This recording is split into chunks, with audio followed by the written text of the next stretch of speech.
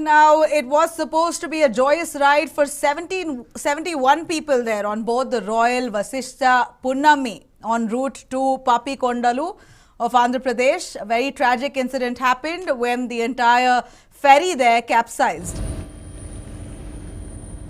In fact, several of them are said to have died and many more are still missing. Here we're looking at some visuals where Andhra Pradesh Chief Minister Jagan Mohan Reddy is out there on an aerial survey. YS Jagan Mohan Reddy conducted an aerial survey this morning of Kachaluru, the place where the ferry capsized. NDRF, SDRF teams are all on spot. Still rescue operations on. Wonder really what that Jagan Mohan can see from an aerial view.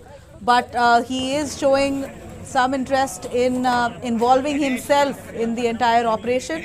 And a visual that came out showed him in an helicopter going through an aerial survey of this site. But it's very, very tragic that so far 8 of them were confirmed dead. 4 of their bodies have been found, and the rest of them, a lot of them were of course rescued, but still quite a few of them are missing. Search and rescue efforts that have been underway since yesterday by the NDRF and SDRF teams continue even till this minute. In total, 27 people have been rescued so far, while 11 bodies, we understand, have now been recovered. There is no update on the fate of the remaining 30-odd passengers that were on board. Very, very sad turnout of this ferry. Stories, several sad stories emerging of this tragic tale. Here is one that we found of a woman who lost her child and her husband on this fateful afternoon. Let's take a look.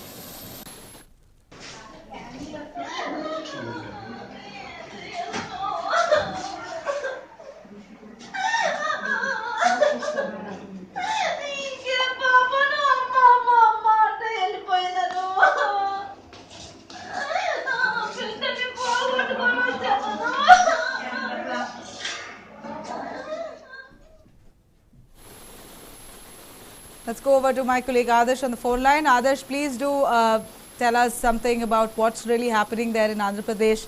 The families there seem devastated. This ferry that capsized, still 30-odd people are missing. 11 bodies have been recovered, which means they're confirmed.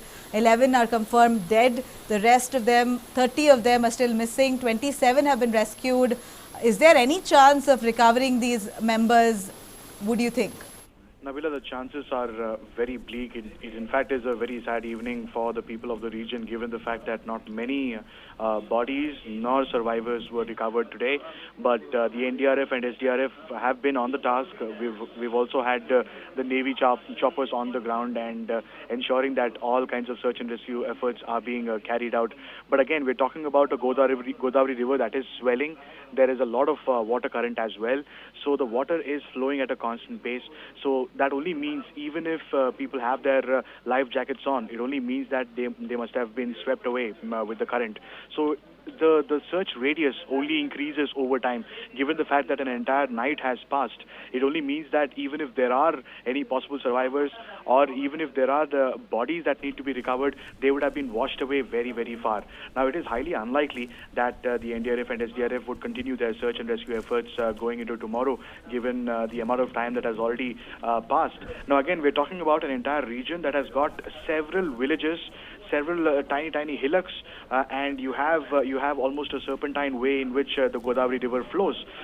So given the small villages that are there in the vicinity, one can only hope that if there are a few survivors who have been washed away due to the current, one can only hope that they've been rescued by the locals, by the tribals in the area. But other than that, the numbers have pretty much cemented themselves. Right now, we're talking about 27 people who have been rescued, and apart from that, 11 bodies have been recovered. And as you rightly pointed out, there is absolutely no news about the remaining 30-odd passengers. What about them? And again, we're talking about a ferry which in fact was well equipped to deal with any kind of a situation. They even had all kinds of safety mechanisms in place in the form of 150 life jackets, and also the fact that the ferry was not very old. It was in fact just 3 years old. So again, we're talking about in a sense the fury of Mother Nature. The reason why why all of this has happened is because this area, Kachaluru, is notoriously famous for maelstroms and whirlpools. So this is a known fact, and the streamer drivers who ply on this particular water route are aware of the situation on the ground, are aware of the situation in Kachaluru, and they know how to deal with the situation also. But we are not sure as to whether this really has caused the incident, but it has happened in Kachaluru. All points are indicating towards the fact that a maelstrom may have hit this particular ferry, which led to its capsize. But it could be a multiple factors. It could be even a factor of an accelerator wire breaking, or maybe the steering wire snapping off. None of these eventualities can be really tackled with, even if there is a very experienced driver behind a steering wheel.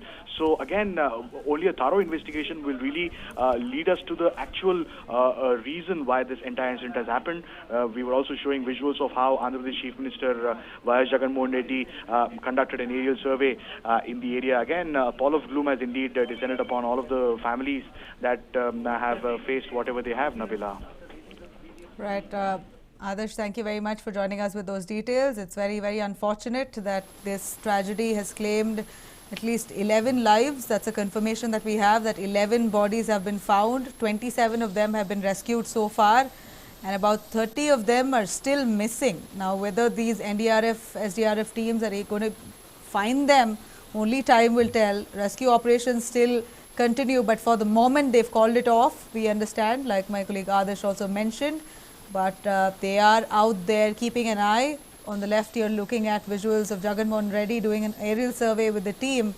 Of course, families there devastated, and the government is committed, it appears, on ensuring that they find these members, 30 odd, who are missing at the earliest.